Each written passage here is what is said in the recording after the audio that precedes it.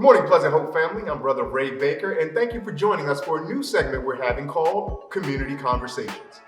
We're pleased to be joined by our state senator and an advocate and fighter for things that many members of Pleasant Hope believe in, the state senator from the 41st District, Senator Jill P. Carter. Senator Carter, thank you so much for joining us for our community conversation. It's my pleasure. Hello, everybody. Senator Carter, we know that police reform has been on the lips of so many across the nation during the course of 2020, but particularly here in Maryland and in Baltimore. You've been on the front lines of this for more than just this year. In the upcoming legislative session, what are some of the issues that stand before us, those of us who want to bring about meaningful and serious police reform in Maryland?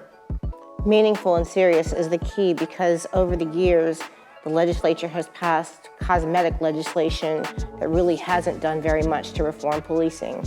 And so I would say that there's a mixed bag being offered right now between what I think is actually serious and will really make changes and what is more cosmetic. And so the serious changes, the first on my list and what I would hope would be first on all of our list is to repeal the Law Enforcement Officer Bill of Rights. Quite simply, it's a special set of regulations that govern the administrative processes in what happens with investigations and discipline of officer misconduct. And that's been a great impediment to being able to bring accountability and transparency. And we throw those terms around, but what do I mean by that? I mean that, the law enforcement agencies generally investigate themselves. The Law Enforcement Officer Bill of Rights prohibits outsiders, civilian entities like civilian review boards and other independent bodies from conducting those investigations and from rendering any type of discipline. That's one way. And another thing that it does so many things. The first thing it does is, on principle, it necessitates that law enforcement officers are put in a different category from everyone else. Meaning, what I mean by that is that we all have a Bill of Rights in the Constitution, and when for public employees, we have due process rights under law already. And so only law enforcement officers have a separate category under our Bill of Rights that gives them a special set of privileges and places them above the people they serve rather than on an equal footing with the people they serve. Now, Senator Carter, some people would say law enforcement officers would have a unique and different job. They should have unique and different standards. How do those who are interested in maybe changing or repealing what they call LEBOR, the Law Enforcement Officers Bill of Rights, how do they respond to the charge or the suggestion that because the work is unique, the rights and processes should be as well? Well, so I don't agree that is true because I think that we've lost sight of what law enforcement officers, and I like to think of them more as what should be peace officers, are really supposed to do. First of all, they're funded with our dollars. We pay for them, and we pay for them to serve us and serve our communities, to keep us safe and to keep the peace. Ostensibly, that's what we pay them to do. And what has happened over the years in Maryland and other places, but Maryland is, of course, the founding state of Law Enforcement Officer Bill of Rights.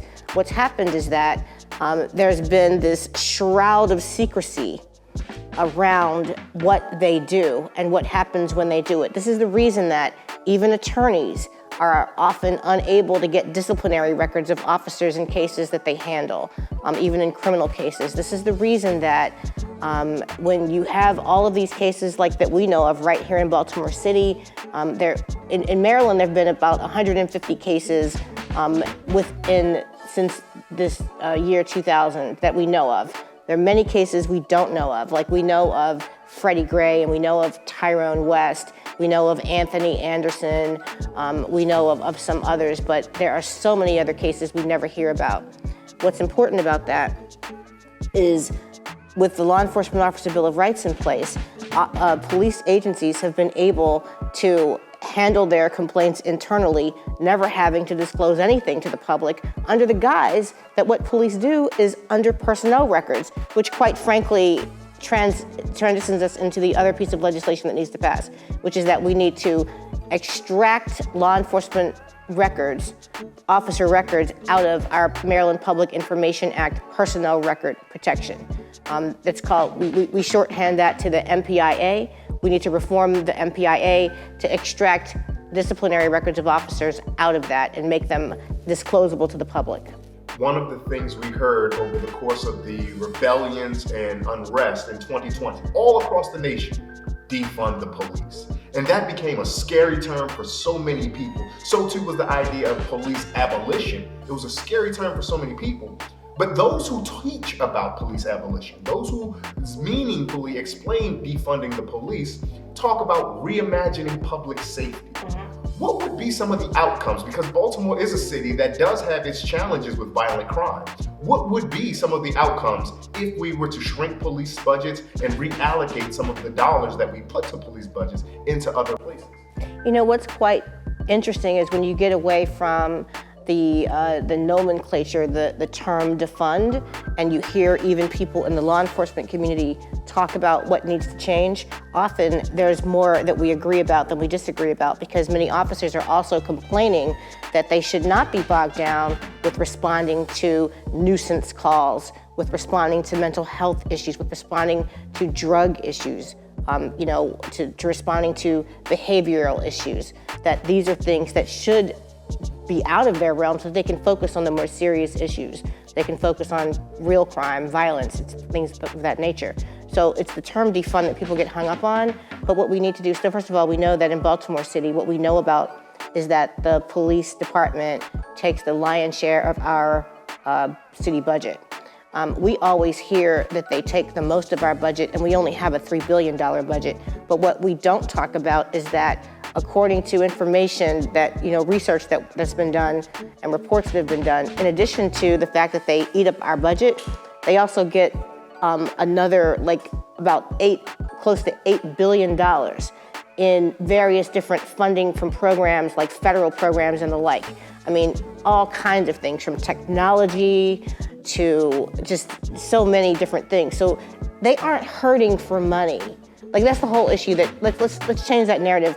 The police department is not hurting for money, and they are not shorthanded. But if they are shorthanded, they have the money by rearranging their priorities to make up for that.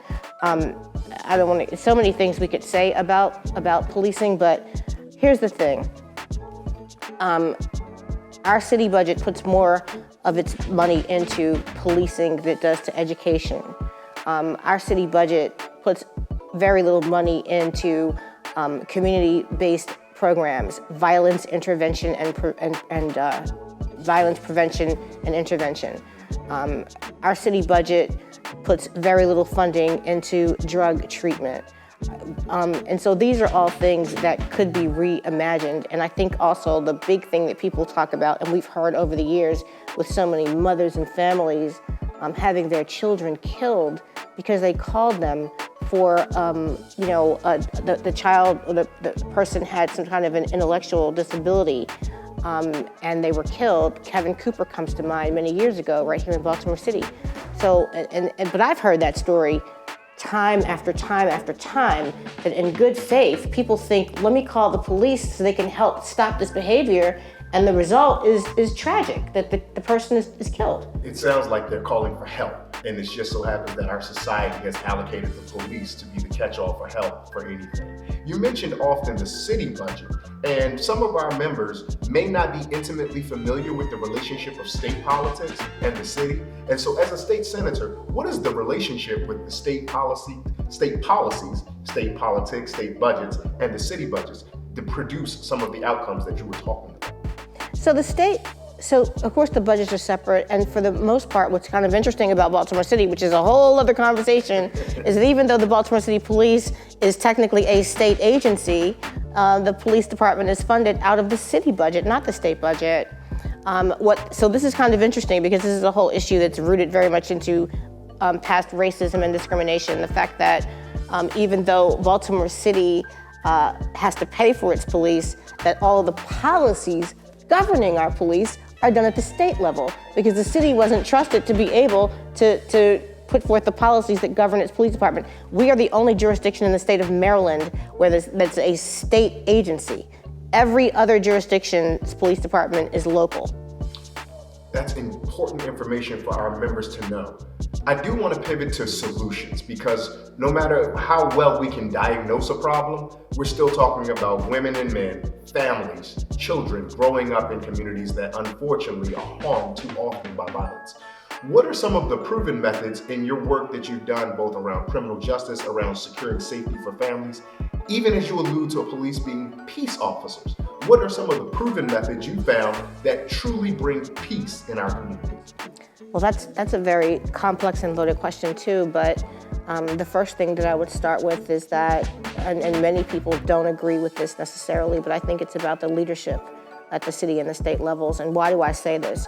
Because the moral leadership of the city, which is in our case often the mayor, because they very strong, mayor-strong city, who determines the direction of the police department and what policing should look like, who appoints the commissioner, and then allows that person to then make the decisions that are going to happen in terms of how policing looks, is a very important role.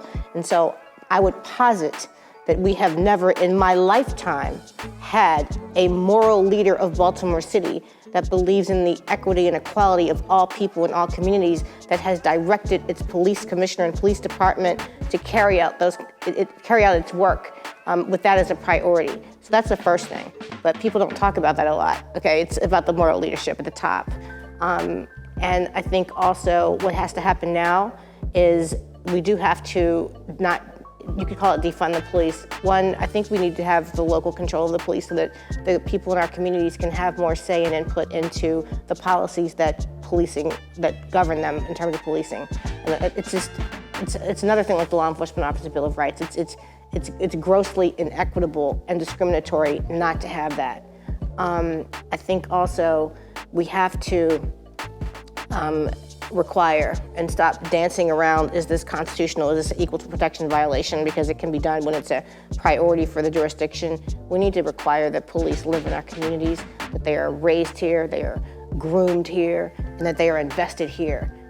It's ridiculous that we still tolerate it. We've been talking about it for a long time, but there's been very little change, that most of the command staff, which is the mid and upper level echelon of the police department, does not live in Baltimore City. A higher number of the officers live here, but still, it's not even 50%. It's not even 50%. You cannot have a foreign entity come in and police your people. That's a huge issue that has to be addressed. And these are things that are doable. And finally, I want to just bring up that we have to just dig deeper and stay more engaged than what we do, because I feel that what happened is after Freddie Gray and after the DOJ report and then the consent decree and then the charging of the officers, I feel that people became relatively complacent. Not everybody, but masses of people said, oh, we're just gonna let the consent decree play out. But what we've seen happen is that there's very little engagement with the consent decree. The consent decree is not a solution to our problems. And frankly, I think it might actually be a way to deflect away from the solutions that need to happen. And why do I say something like that? Because basically, we've got a foreign monitoring team that monitors what is going on with the police department, and we have a federal judge, and we've had multiple different police commissioners, and all they do is go in and report to the federal judge about what the progress is in terms of, on paper, how is it looking. They do nothing. They do nothing about the injustices that still happen in the street. And I'm here to tell you, as a practicing attorney outside of being in the legislature all the time, every day, the same types of behaviors that were happening pre-Freddie Gray, pre-George Floyd, they're still happening with our young people being accosted, with police saying, oh, I saw him put his hand near his waist. That's indicative of having a gun, jacking him up, throwing him on the ground, arresting him, whatever. These are still things that are happening every day, but the monitoring team and the judge and the commissioner, if they are caring, they're moving too slow, and something needs to change with that. But I know I've gotten a little bit off on a tangent. I apologize for that, but we are just in a really concerning state, because we can't sit back and wait and expect real change to happen because of a federal court oversight. We have to demand better, frankly, than what we're getting. And then I think the state policies are really important. I think we have to repeal the Law Enforcement Officers Bill of Rights. I think we need to modify the Maryland Public Information Act. I think we have to pass Anton's Law, which also allows complainants and their families to have access to the records of the investigation when their loved one has been killed or harmed. I think we have to also end, and this is one of my bills, I'm happy to say, and it should be a no-brainer, and no-knock warrants. People talk about Breonna Taylor, but no-knock warrants happen all the time here. In the case of the investigation of Detective Suter in in Harlem Park, a 6-year-old child was taking a shower when the police raided the home in a no-knock warrant, ostensibly looking for a culprit in the alleged killing of Detective Suter. These are the things that happen all the time here. We don't need to talk about Breonna Taylor. We can look right here in Baltimore City. No-knock warrants we need to end. We also have a number of other bills on the table. Some of them I've pushed for over a decade, and now they're finally getting attention. No-brainer things like requiring the polygraph test, requiring the drug and alcohol testing. People don't understand. You think it happens. It's not mandatory, it's discretionary within the agencies that they don't. So if an officer is involved in an accident, causes an accident, and someone is killed, it's discretionary whether or not they would be forced to take any type of drug or alcohol test. The polygraph tests are discretionary, they're not mandatory, and so they can be used in a disparate way. And we have to change those kinds of policies as well. People talk a lot about restoring integrity. All of these things are designed to bring integrity. I don't know if we're restoring it or if we're just trying to create a new model for integrity.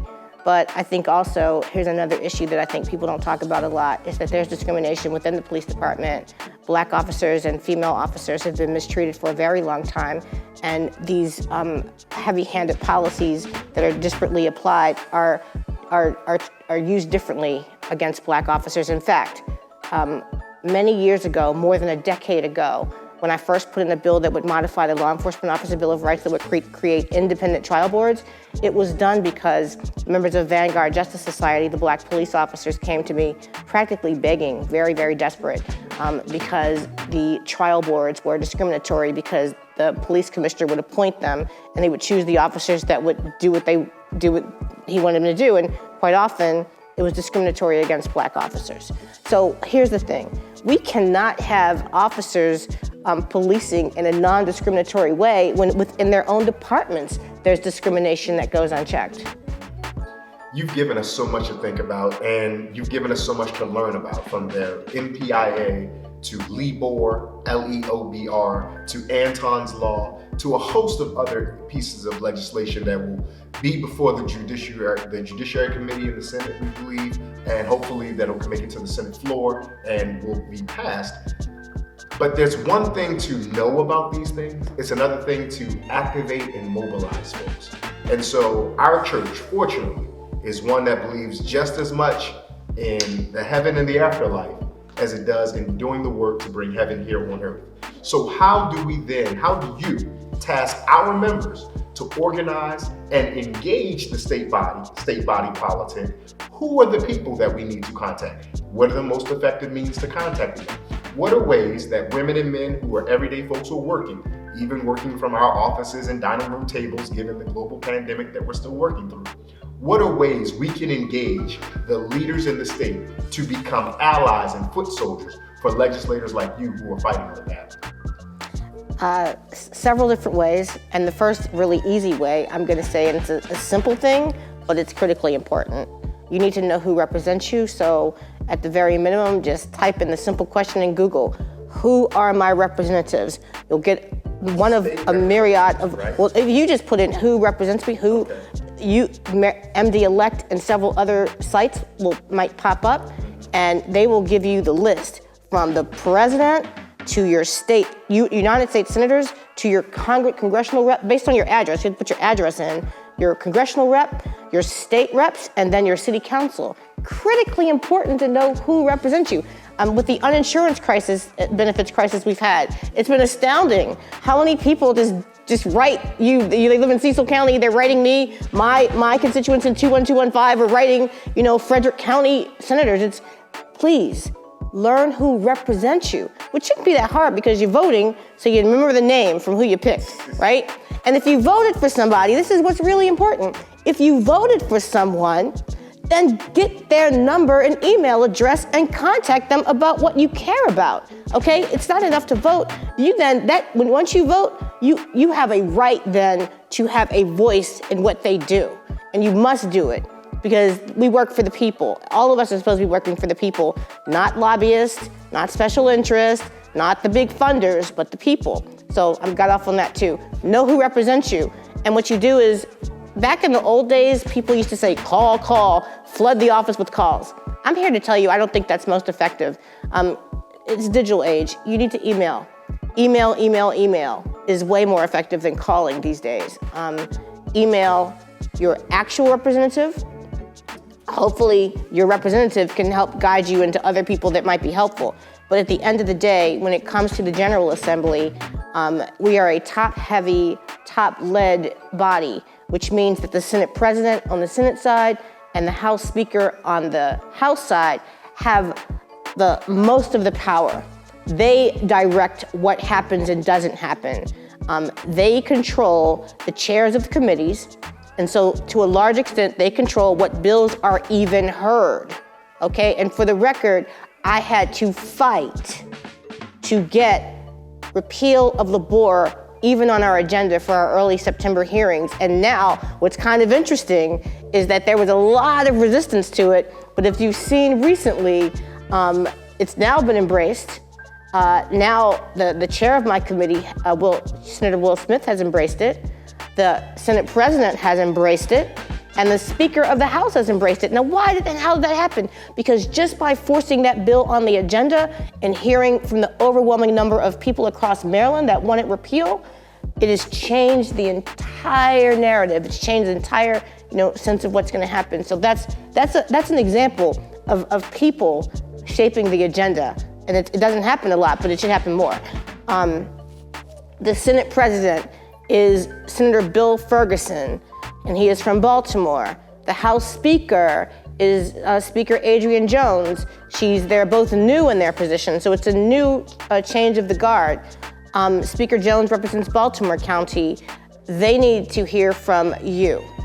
And then I would say it's your own representative, then it's the leadership, and then if you're right here in Baltimore City, then you need to know that when it comes to a Baltimore issue, the Baltimore City delegation sets the tone for the entire body, meaning that 99.9% of the time, if our delegation is unified on an issue, then the body will embrace that issue. So our city senators, really quickly, is me, Senator Jill P. Carter, Senator Mary Washington, District 43, Senator Antonio Hayes, District 40, Senator Corey McCray, District 45, and Senator Bill Ferguson, 46. And then we have a hybrid senator named Charles Sidnor, who represents part of the county, and then District 44B. Perfect. Those are the important things that we wanted to know, because it's one thing for our members to be informed. We are very blessed that we have the leadership of a pastor that makes sure that we are thinking about these things in the world. But the second step is, now that I've thought about it, what can I do? And that was why we wanted to have you, Senator Jill P. Carter, in the 41st District, my home. So there's a little bit of personal excitement there. Senator Carter, thank you so much for being our guest here on Pleasant Hope Baptist Church Community Conversation. Thank you. And thank you for tuning in. Be sure to take the information that Senator Carter offered us and move forward with it in a way that brings heaven here on earth.